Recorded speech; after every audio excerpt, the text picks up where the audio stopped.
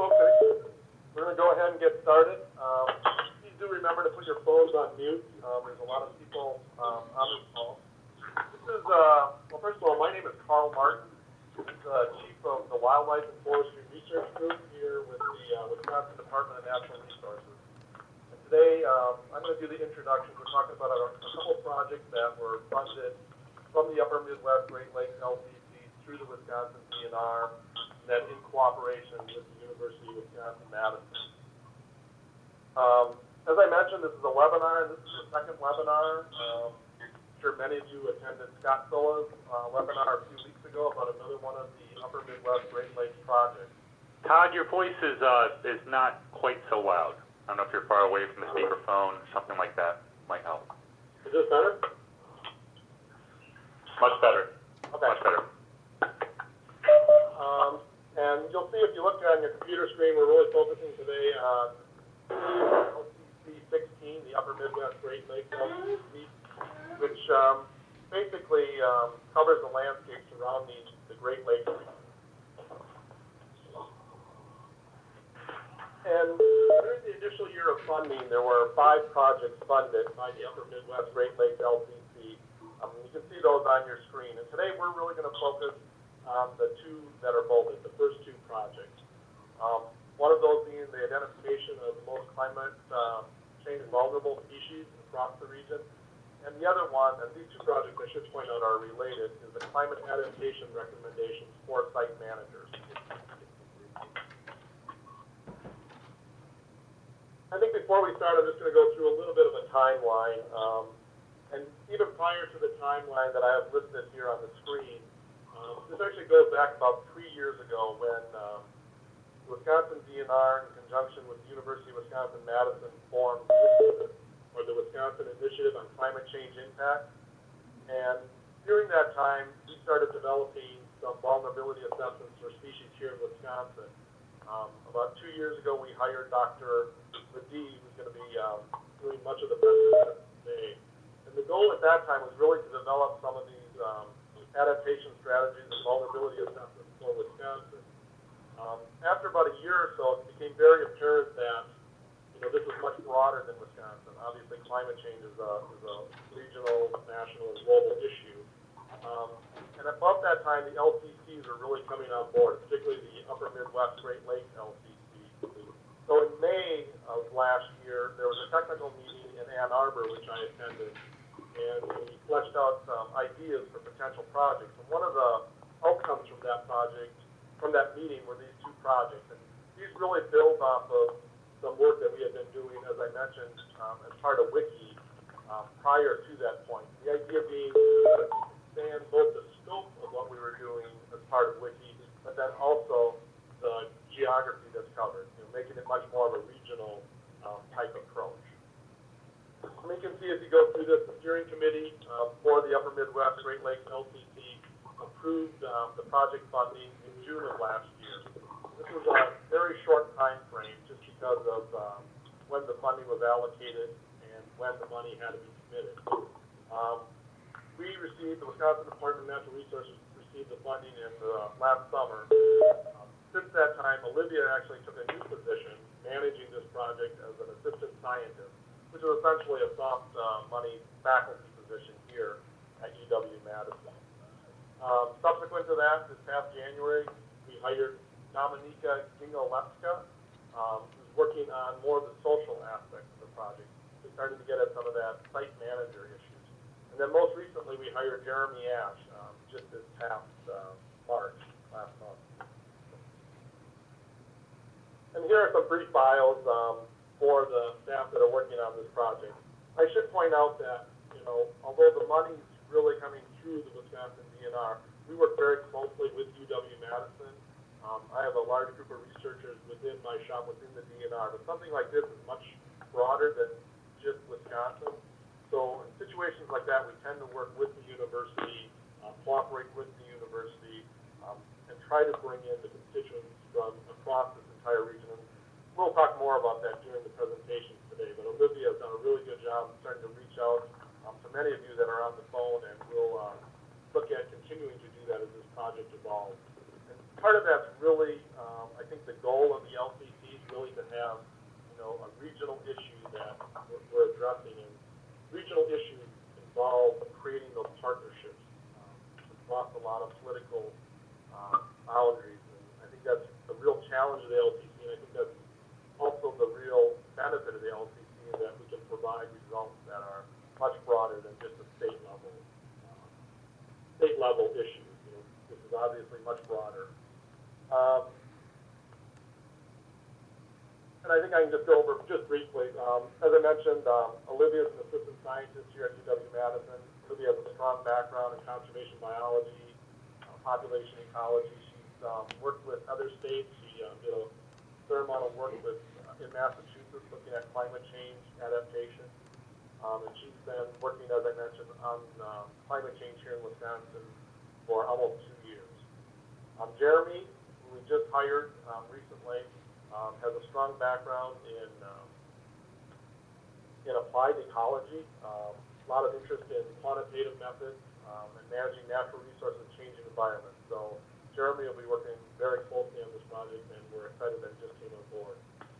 Dominika has a background, more of a social background, looking at natural resource management and the social aspects of that, looking, for example, on air quality and how that can, the social ramifications of that and regulatory components. I think with that, I'm going to turn it over to Olivia so we can really get into the meat of the conversation. As I mentioned, it sounds like folks do have their phones on mute. We really appreciate that. We'll hold questions to the end, and the best way to pose a question to us is probably through the chat function. Just typing that in, it'll come up on the computer screen, and we will rephrase the question and try to answer those questions at that time. So with that, I'm going to turn it over to Olivia.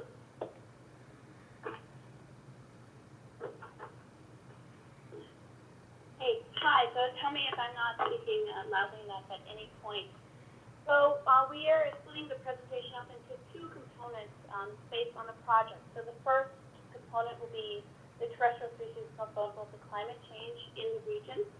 And so we'll be giving background on the role of collaboration and the need for collaboration in changing climate, the design of our interactive workshops, which are the basis of our work for the first year, where we are with our status, and what to anticipate next in terms of our workshop development, and as well as the project in year 2.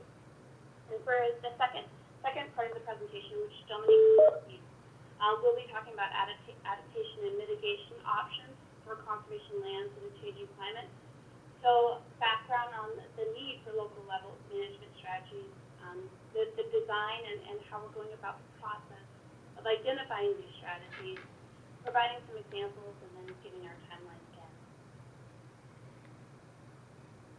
So the way that one person has posed is that we need to begin to participate in collective experimentation, working together as scientists, as policymakers, and managers, as well as stakeholders, to co-produce, or produce together knowledge that is applied and useful, and that is a process where we don't come together, meet for a little bit, develop a project, and go off into our silos, and then come back again at the end. Rather, it's supposed to be everyday, sustained interaction between scientists, policymakers, and the public. And many folks who are in looking at the intersection between climate change, management of both natural resources and the built environment, this is a need that is ever more present and pressing. So if you think about the interaction with stakeholders, combining that with useful science, and then bringing disciplines together, because in this age of increasing information, increasing technology, more and more we realize that we can't do it alone, and that we need to build partnerships.